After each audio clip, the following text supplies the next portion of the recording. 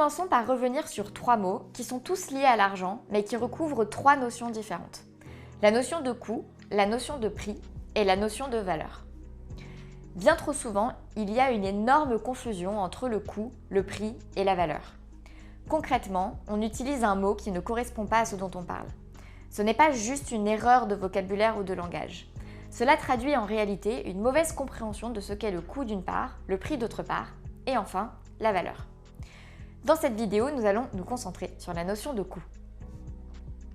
Le coût, c'est le montant d'argent qu'une entreprise dépense pour produire un service ou un produit. Les produits de base, le salaire, les loyers, les charges. Par exemple, si vous êtes un restaurant, vous avez comme coût le bail, le personnel, la matière première, la rémunération, des prestataires de base.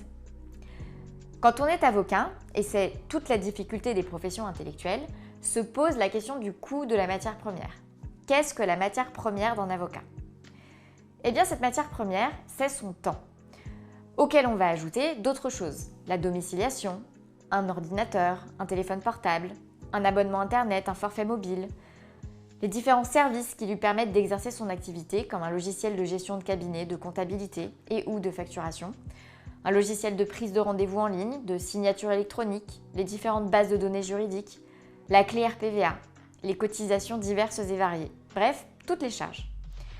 Ce qu'il faut avoir en tête, c'est déjà que si ça coûte 4 € de produire un plat de spaghettis et qu'on fait payer le client 4 €, eh bien on a remboursé le coût, mais on n'a pas fait de bénéfice. Or, une entreprise n'étant pas une association caritative, elle est là pour faire des bénéfices. Ces bénéfices, on les retrouve dans le prix. Je vous propose de faire un premier exercice en calculant votre coût. Compte tenu du fait que votre coût principal, comme nous l'avons vu, est votre temps, calculer votre coût revient à calculer votre coût horaire. J'ai utilisé l'expression coût horaire de façon totalement consciente et délibérée. C'est le montant en deçà duquel, d'une certaine façon, vous travaillez à perte. Pour faire ce calcul, nous allons diviser le montant annuel de vos charges par le nombre de jours facturés. Commençons par calculer les charges. Vous avez compris que je ne suis pas experte comptable, donc je vous donne la méthodologie globale, mais ce sera affiné. Je vous conseille quand même de poser les grands chiffres sur le papier pour avoir une idée grossière. Imaginons la situation de Hugo. Hugo vient de s'installer et souhaite se verser une rémunération de 2 500 € par mois. Le prix de sa domiciliation est de 500 € par mois, ses diverses charges en informatique et en logiciel sont également de 500 € par mois, et le budget restauration et déplacement est lui aussi de 500 € par mois. Cela lui fait des charges mensuelles de 4 000 € par mois, soit 48 000 € par an. Mettons que les charges diverses, ordinales, CNB, CNBF, URSSAF, représentent 50% de son chiffre d'affaires. Cela signifie que Hugo doit générer 96 000 € par an pour être à l'équilibre. Grossièrement bien sûr, encore une fois, c'est à affiner. L'important, c'est que vous ayez la logique. Maintenant, divisons ce montant par le nombre de jours travaillés dans l'année. Il y a 365 jours dans une année. Si on enlève les week-ends, il reste 261 jours. Et si Hugo souhaite prendre 5 semaines de vacances, soit 25 jours de vacances, il reste 236 jours travaillés.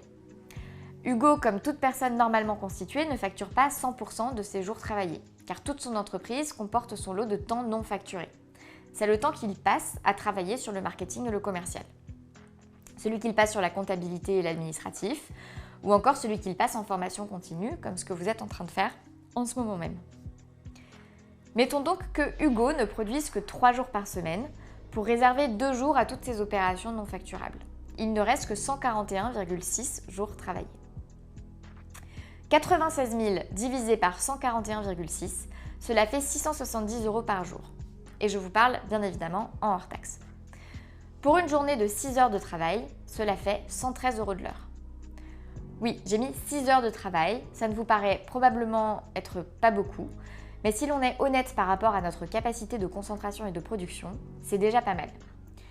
Cela signifie que le coût par heure de travail de Hugo est de 113 €.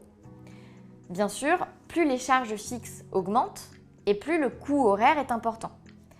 Mettons par exemple le cas d'Isabelle qui se verse une rémunération de 5 000 € par mois, prend des locaux luxueux avenue Hoche pour 1 200 € par mois, a un budget informatique de 600 € par mois et un budget restauration généreux de 1 000 € par mois. Les charges mensuelles d'Isabelle sont donc de 7 800 €, soit 93 600 € par an, soit 187 200 € pour absorber les 50% qui partent à l'URSSAF, au CNB, à la CNBF et à l'Ordre. Ça nous fait un coût journalier de 1 323 € et un coût horaire de 221 €. À vous de faire vos calculs désormais, calculs qui seront à affiner avec votre expert comptable. Quoi qu'il arrive, arrêtez de naviguer à vue sur ce dont vous avez besoin pour que votre activité soit rentable est la première étape vers un référentiel de prix décent et une facturation bien tenue.